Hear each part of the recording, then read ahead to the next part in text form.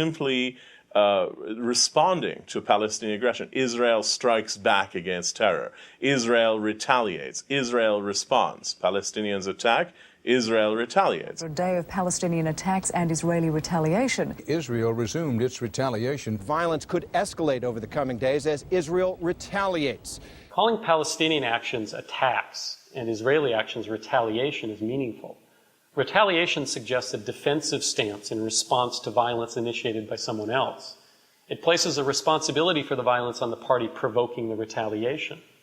In other words, Palestinian violence, like suicide bombings, is seen as aggression and thus as the cause and the origin of the conflict.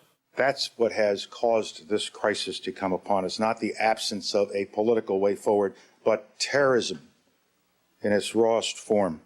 Since the September 11th attacks on the U.S., Israel's PR strategy has been to frame all Palestinian actions, violent or not, as terrorism.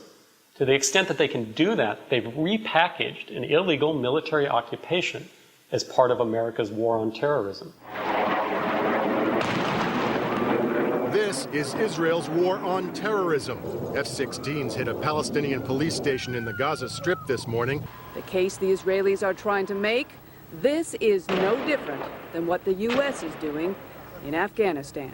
Prime Minister Ariel Sharon declared on national television tonight that he was determined to root out what he called the terrorist infrastructure in the Palestinian territories. Israeli Prime Minister Sharon said his nation has taken many steps to cooperate in the search for peace, but the only thing it's had in return is terrorism, terrorism, and more terrorism. Israel has made Americans empathize with its position by linking itself emotionally to Americans' 9/11 experience, making a connection where there really isn't one.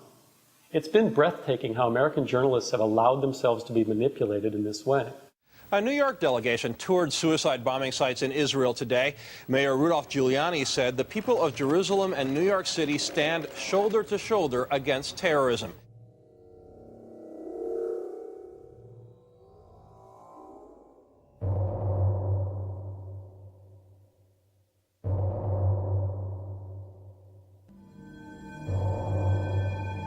In nearly 3 years since the outbreak of the Intifada, over 500 Israeli civilians have been killed, most inside Israel by Palestinian suicide bombers. On the Palestinian side, over 2,000 civilians have been killed, most in the occupied territories by Israeli soldiers. Yet, while many innocent people have died on both sides, not all are considered newsworthy in the American media.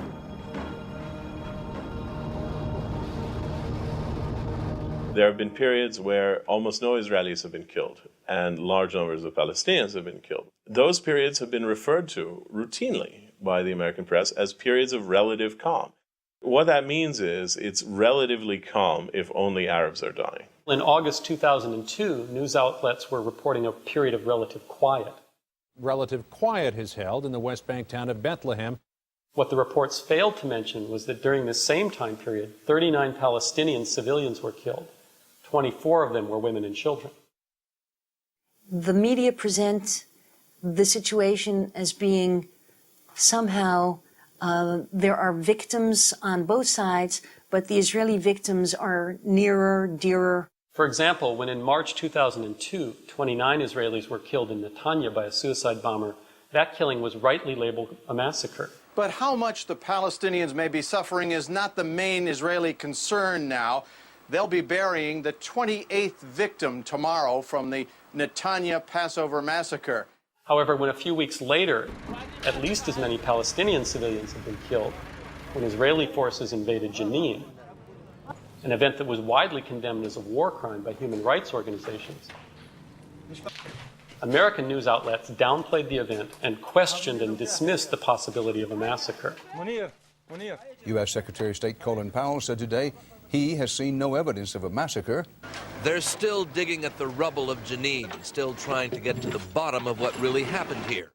Palestinians claim that in Jenin, hundreds of bodies are buried under the rubble in the center of the town. The Israeli army says that the death toll there is only a matter of a few dozen. In the American media, on television, of course, but even in sophisticated media like the New York Times, Israelis, whether they're Israeli citizens or settlers or soldiers, are presented in a very humane, human way, a way in which Americans can identify with them. 23 Israeli soldiers were killed in the fighting. One of them was Mark and Rena Robinson's 21-year-old son, Matanya. His name means God's gift. There's a saying in Hebrew, God gives and God takes, and he took him. You have, for example, an Israeli soldier who's on Palestinian territory shooting Palestinians. If he gets injured or killed, immediately you get the fullness of his humanity. You go to his funeral, you see his grieving mother or wife or child.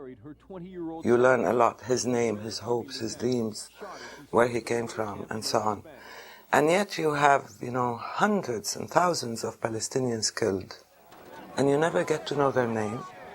You never get to see a funeral. You're not exposed to the grief of the family. You don't know that these children, probably many of them were shot in their own homes, in their own backyards, or on the way to school. It doesn't matter. They become part of the abstraction. 400 Palestinians killed, that's it. It's a number. In the West Bank, a car explosion killed 3 Palestinians. 6 Palestinians were killed and 45 wounded by Israeli troops in various incidents. There's no attention paid to the Palestinian victims. When an Israeli missile hits a building and kills collaterally a number of Palestinians, it's as if that's the price that has to be paid. The F-16s leveled several Palestinian security buildings, killed 12 Palestinian policemen. A funeral for a Palestinian killed with 2 of his children in an explosion yesterday. There's no in-depth empathy. There's no superficial empathy for the fact that these were innocent people who are being killed. In the West Bank town of Ramallah, an Israeli tank destroyed a pickup truck belonging to Abu Quake. He wasn't in it. His wife and 3 of his children were. They were all killed, and so were 2 other children nearby. This, sort of blowing up of a car and using missiles against people who, raining death from the skies is something normal. It's part of the procedure. The Israelis say they used the F-16s because they can do more damage. Tonight, they hit the Palestinians hard. Tonight in Gaza, Israeli helicopter gunships lit up the night sky. Israel attacked Palestinian targets with F-16 warplanes, killing 11 people. So this normalization of the horror and the exclusion of the human dimension has become part of the ongoing policy. About 20 Palestinians were killed today as Israeli warplanes, troops, and tanks targeted Palestinian militants. Israeli soldiers fired on Palestinians, violating the military curfew. At least 4 were killed. There are other ways of reporting on Palestinian victims. In fact, when you look at the British press, the ways in which the Palestinian victims are dismissed and downplayed in the American media, the ways in which their deaths are justified in American coverage, becomes even more glaring. A really clear example of this is the BBC story on 6 Palestinian kids killed by an Israeli booby trap and 1 the next day by Israeli soldiers.